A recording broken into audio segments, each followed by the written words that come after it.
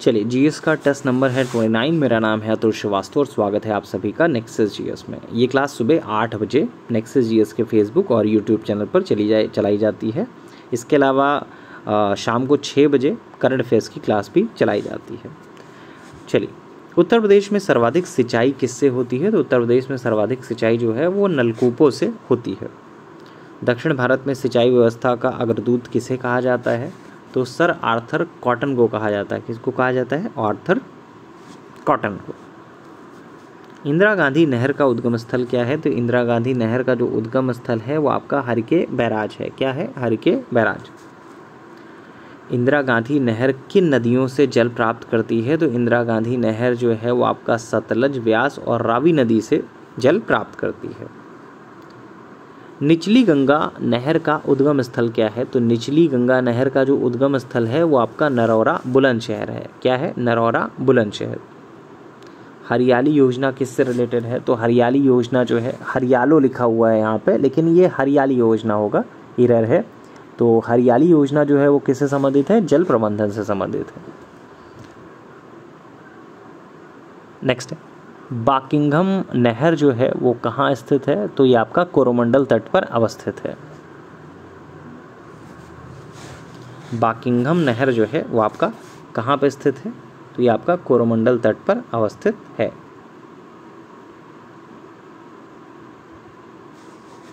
Next है, इंदिरा गांधी नहर परियोजना किस नदी के पोंग बांध से जल ले लेती है?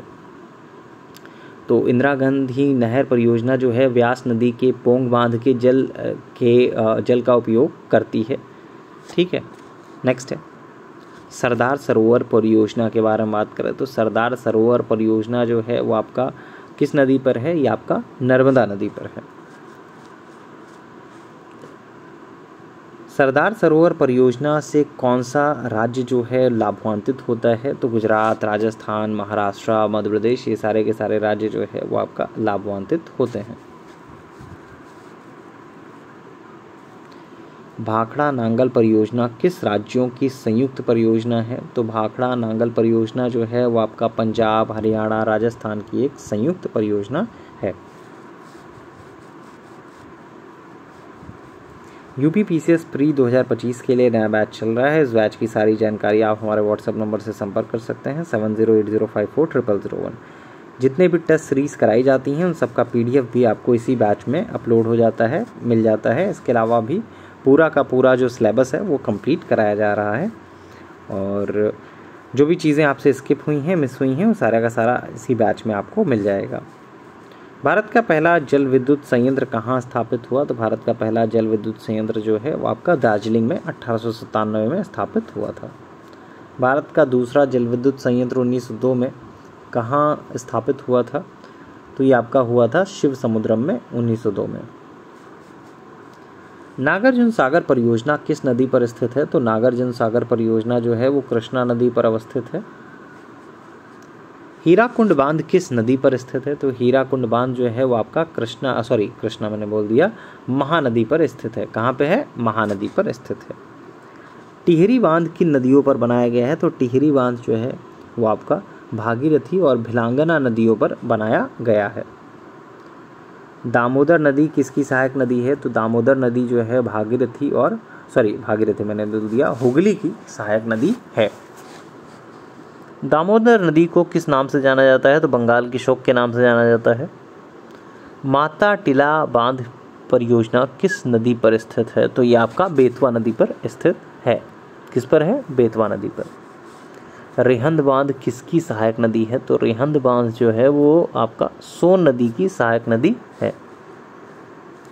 तुंगभद्रा परियोजना किस नदी पर स्थित है? तो तुंगभद्रा परियोजना जो है वो आपका कौन सी नदी पर अवस्थित है? ये आपका तुंगभद्रा नदी पर स्थित है। वाकाटक शासक प्रवर सेन प्रथम ने कौन सा यज्ञ संपन्न किया था? तो इन्होंने अश्वमेध यज्ञ संपन्न किया था 4 बार।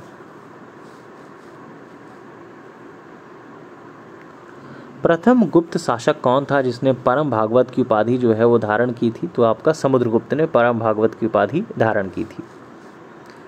समुद्रगुप्त के प्रयाग प्रशस्ति वाले स्तंभ पर किसका लेख मिलता है? तो ये आपका जहांगीर का लेख मिलता है। मंदसौर प्रशस्ति किसकी उपलब्धियों का विवरण करती है? तो मंदसौर उपलब्धि जो है वो आपका कुमारगुप्त की उपलब्धियों का विवरण करती है। गुप्त काल को किस नाम से जाना जाता है? तो गुप्त काल को स्वर्ण युग के नाम से भी जाना जाता है। हर्ष की राजधानी कौन सी थी? तो हर्ष की राजधानी जो है वो आपका कन्नौज हुआ करती थी। गोपाल हरि देशमुख को किस उपनाम से जाना जाता था? तो गोपाल हरि देशमुख को लोक हितवादी उपनाम से जाना जाता था। आर्टिकल 39A किससे संबंधित है? तो आर्टिकल 39A जो है वो आपका किससे संबंधित है? ये आपका सामान्य न्याय और निःशुल्क विधिक सहायता से संबंधित है। भारतीय संविधान में मूल कर्तव्यों को किस समिति की सिफारिश पर जोड़ा गया था? तो भारतीय संविधान में मूल कर्तव्यों को जो है वो आपका स्वर्ण सिंह समिति पर की सिफारिश पर जोड़ा गया था। सेकेंड ऑप्शन सही हो जाएगा। राष्ट्रपति पर महाभियोग लगाने का प्रावधान किस आर्टिकल में दिया गया है?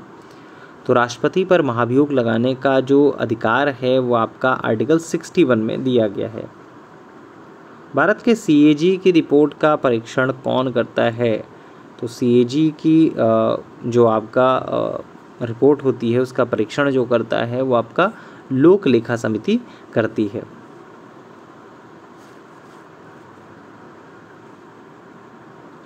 सर्वोच्च न्यायालय के न्यायाधीशों की सेवानिवृत्ति आयु कितनी होती है? तो आपका ये 65 वर्ष होती है।